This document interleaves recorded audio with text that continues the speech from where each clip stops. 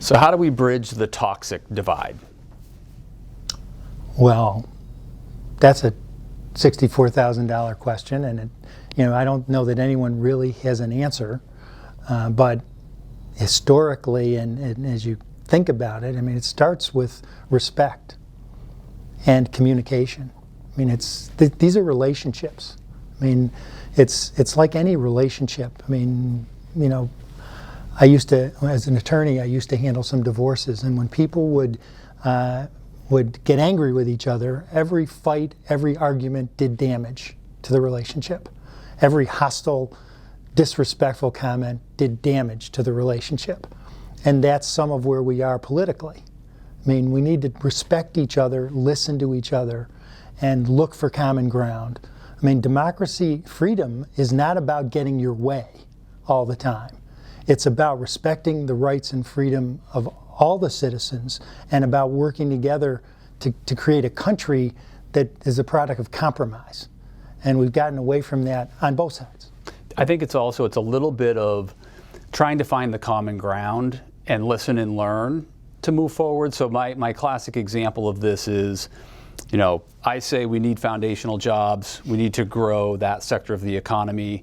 You say, hey, but there's a shortage of workers. We shouldn't be focusing on that. We should be investing in workforce development and paying for college, et cetera, et cetera. And really in the answer, both of those things exist. And we can go get people educated and we can pay for people's education, but if they don't have a good job to migrate to with that education, we're training them to go somewhere else. So we need both.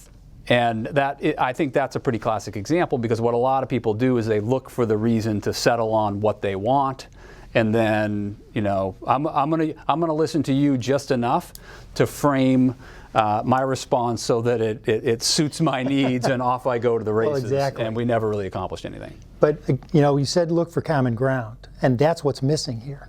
Part of the problem is we don't have common ground. We've just politicized a virus.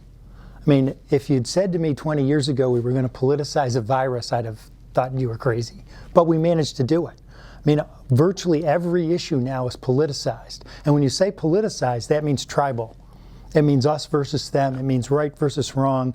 The other side is wrong, we're right. And we take every individual issue and look at it through a political lens. And now there is no common ground.